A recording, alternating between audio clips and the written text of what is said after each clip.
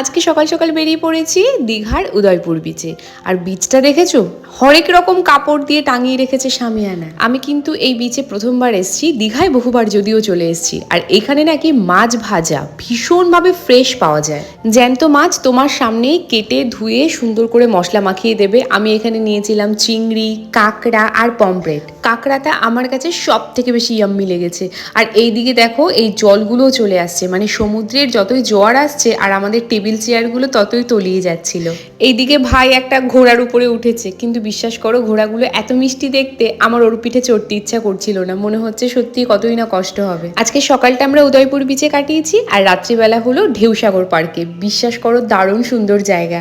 যাওয়ার পথে জগন্নাথ মন্দিরের দর্শন হয়ে গেছে। রাত্রে আমরা ঢেউসাগর পার্কে খেয়েছি চাউমিন, মোমোস আর হ্যাঁ 5 রকম জল দিয়ে 5 রকমের ফুচকা। আর আজকের পুরো বড় ভিডিওটা রয়েছে। অনেক দিন ধরে কিন্তু কফি খাই না, সো লাস্টে একটু রোড সাইড কফি। শান্তি।